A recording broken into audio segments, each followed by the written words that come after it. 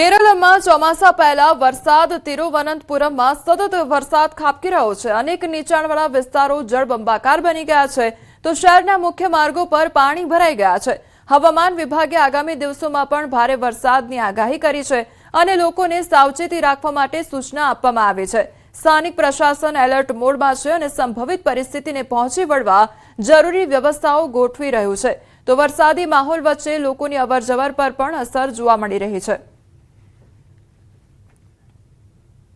અમદાવાદની city Cu Shah કોલેજમાં BCom semester 2 ના વિદ્યાર્થીઓની મુશ્કેલીઓ વધી છે। વિદ્યાર્થીઓના આક્ષેપ મુજબ પ્રોફેસરે નવા અભ્યાસક્રમના બદલે જૂનો અભ્યાસક્રમ ભણાવ્યો હતો, જેના કારણે એનએસએસ વિષયની પરીક્ષામાં નવા સિલેબસ આધારિત પ્રશ્નપત્ર આવતા વિદ્યાર્થીઓ મૂંઝાઈ ગયા। કોલેજમાં રજૂઆત છતાં યોગ્ય જવાબ ન મળતા વિદ્યાર્થીઓ યુનિવર્સિટીમાં कुलपतिने रजूआत करी तो एनएसयूएना दावा मुजब कुलपतिए कॉलेजनी भूल स्वीकारी तपास कमिटी बनावी कार्यवाही करवानी खातरी आपी छे। विद्यार्थीओए जवाबदार प्रोफेसर सामे कड़क कार्यवाही करवानी मांग उठावी छे। गुजरात यूनिवर्सिटीनी हाल परीक्षाओ चाली रही है, एमां बीए सेम 2 નું आज एनएसएसનું पेपर हतुं। विद्यार्थीओ सिटी સીયુ શાહ कॉलेजना हता 300 થી વધારે विद्यार्थीओ।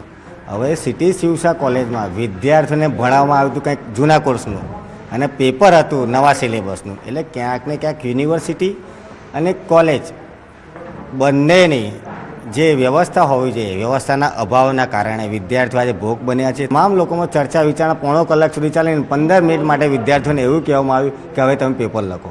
હવે 15 મિનિટમાં વિદ્યાર્થીઓ કેવી રીતે પેપર લખાય? જે ભણ્યા જ નથી એ एना पेपर कैसे लिखा है? हमारी एनएसएस की एग्ज़ाम थी और प्रॉब्लम ये हुआ कि हम लोगों को पुराना सिलेबस पढ़ाया गया और सिलेबस जो 2023-24 का था वो पूछा गया और जब हमने ये चीज़ के बारे में बोला तो उन्होंने 40 मिनट्स तक तो कुछ एक्शन नहीं लिया, वो इधर उधर घूम रहे थे। फिर बाद में लास्ट 20 मिनट्स में आके बोल रहे कि आपको जितना आता है उतना लिखो, हम ग्रेस दे देंगे, या अगर आपको नहीं लिखना तो आप छोड़ के चले जाओ। जो एग्ज़ाम हुई थी एनएसएस की उसमें ऐसा था कि पेपर देखते ऐसा था कि हमारे सिलेबस में है ही नहीं और जो हमें पढ़ाया गया था उसके आउट ऑफ बाहर ही आया हुआ था और एक कॉलेज में भी उसी के हिसाब से पढ़ाया गया था। हम ये चाहते हैं कि या तो फिर से री एग्ज़ाम हो या फिर हमारे मार्क्स बढ़ा दिए जाए। अमदावादમાં એસએમસીનું હુક્કા બાર પર મેગા સર્ચ ઓપરેશન હાથ ધરવામાં આવ્યું છે। ડીજીપીના આદેશ બાદ રાજ્યભરમાં કાર્યવાહી કરવામાં આવી છે। હુક્કા બાર સામે એસએમસી દ્વારા કડક કાર્યવાહી કરવામાં આવી છે। સાબરમતી, એલિસ બ્રિજ અને સિંધુ ભવન રોડ પરના 3 હુક્કા બારમાં રાત્રિ દરમિયાન દરોડા પાડવામાં આવ્યા। 36 હુક્કા સંખ્યાબંધ ફ્લેવર બોક્સ સહિત 89,000 થી વધુનો મુદ્દામાલ કબજે કરવામાં આવ્યો।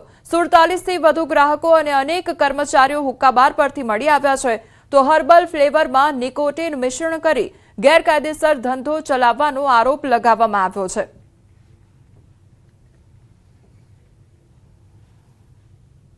ગીરના સિંહોમાં ઘાતક બબેસિયા ઇન્ફેક્શન ફેલાતા વન વિભાગ એલર્ટ મોડમાં આવી ગયો છે, જેના કારણે સિંહોના બીજા ઘર ગણાતા પોરબંદરના બરડા અભયારણ્યમાં પણ આગોતરા સાવચેતીના પગલાં લેવાઈ રહ્યા છે।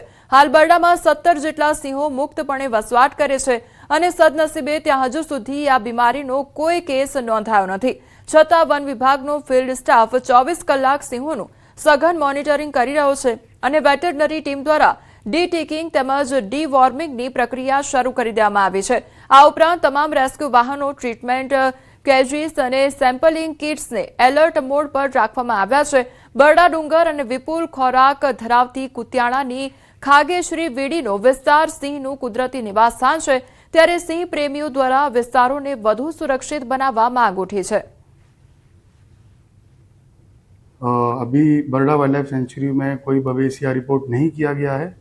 इसके अंतर्गत हम प्रिवेंटिव मेजर्स के अनुसार हमारा जितना फील्ड स्टाफ है, बीट गार्ड, फॉरेस्टर अथवा ट्रैकर, हम लोग 24/7 हम मॉनिटरिंग कर रहे हैं।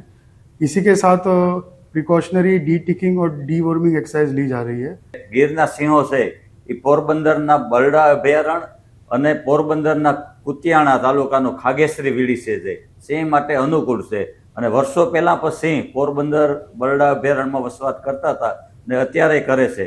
તો ગીરના સિંહોને જો અત્યારે જે રોગચાળો આવ્યો છે બેબીસિયા નામનો તો ત્યાંથી સ્થળાંતર કરી અને આઇસોલેટ માટે અહીં બરડામાં અને ખાગેશ્રી વીડીમાં જો એને રાખવામાં આવે તો જે આપણી એક ધરોહર એશિયન સિંહો છે જે ભારતમાં, તો એને આપણે બસાવી શકીએ એના માટેની અમારી એક લાગણી અને માગણી છે. છોટાઉદેપુરના બોડેલી ખાતે નર્મદા કેનાલ વિસ્તારમાંથી પસાર થતી એક પિકઅપ ગાડીમાં ગૌ પશુધન ભરેલું હોવાની માહિતી મળતા હિન્દુ અને મુસ્લિમ સમાજના ગૌરક્ષકો એકત્ર થઈ ગાડીને અટકાવી તપાસ હાથ ધરી હતી. તપાસ દરમિયાન ગાડીમાંથી 7 જેટલા ગૌવંશ મળી આવ્યા હતા, જ્યારે પશુઓ માટે પાણી અને ચારા જેવી જરૂરી સુવિધાનો અભાવ હોવાનું પણ સામે આવ્યું હતું. જેમાં નાની ગાડીની અંદર 7 જેટલા ગૌવંશો ભરેલા હતા અને એ લોકો કતલખાને લઈ જતા હતા, જેને સફળતાપૂર્વક આજે બધા સાથે મળીને બધાના સહયોગથી બચાવવામાં આવ્યા છે. સુરત સાયબર ક્રાઇમ સેલે આંતરરાજ્ય અને આંતરરાષ્ટ્રીય કનેક્શન ધરાવતા કેબીસી લોટરી ફ્રોડ રેકેટનો પર્દાફાશ કરી મહત્વની સફળતા મેળવી છે. પાકિસ્તાનથી ઓપરેટ થતા ઠગાઈના રેકેટમાં સંડોવાયેલા આરોપીઓને આસામથી ઝડપી પાડવામાં આવ્યા. ઠગોએ ફરિયાદીને કેબીસી લોટરીમાં કરોડો રૂપિયાનું ઇનામ લાગ્યું હોવાનું જણાવી અલગ અલગ ચાર્જના નામે કુલ ₹13,51,000 રૂપિયાથી વધુની રકમ પડાવી લીધી હતી. આ કેસમાં જે ફરિયાદી છે એમને 2 કોલ આવ્યું હતું અને એમ જણાવવામાં આવ્યું કે તમને કેબીસીમાં 25 લાખ અને 8.5 લાખ રૂપિયાની લોટરી લાગેલી છે અને આ રકમ લેવા માટે તમને ચાર્જ પેટે કુલ 13.5 લાખ રૂપિયા આપવું પડશે અલગ અલગ બેંક ખાતાઓમાં. તો એ વોટ્સએપ કોલ જે ફરિયાદી છે એમને પાકિસ્તાનથી આવેલું હતું, ટ્રાન્સફર કરાવવામાં આવ્યું હતું પૈસા. તો એ તમામ ખાતાઓ આસામના હતા. ત્યાં લગભગ 7-8 દિવસ સુધીની આ ઓપરેશન ચાલી, જેમાં પછી મુઝફ્ફર અલીની ધરપકડ કરીને એમના ફોન જોવામાં આવ્યું તો ખબર પડી કે ખરેખર એમનું સીધું કોન્ટેક્ટ અબ્દુલ્લા સાથે હતું. ગાંધીનગરના પેથાપુર સ્થિત સુપ્રસિદ્ધ વરદાયની માતા મંદિરમાં દાનપેટીમાંથી થયેલી ચોરીનો ભેદ ઉકેલાયો છે. 25 મેના રોજ બનેલી આ ઘટનામાં ગાંધીનગર પોલીસે 3 આરોપીઓને ઝડપી પાડી તેમની પાસેથી 1,94,000 રૂપિયાથી વધુનો મુદ્દામાલ કબજે કર્યો. તપાસમાં સામે આવ્યું છે કે મૂળ બનાસકાંઠાના રહેવાસી અને ગુનાહિત ઇતિહાસ ધરાવતા 3 આરોપીઓએ મંદિરના દર્શનના બહાને અગાઉ રેકી કરી હતી. ત્યારબાદ તક મળતા ઇરાદાપૂર્વક નજર રાખી મોઢે રૂમાલ બાંધી દાનપેટીમાંથી ચોરી કરી હતી. પોલીસે આરોપીઓની ધરપકડ કરી વધુ તપાસ હાથ ધરી છે.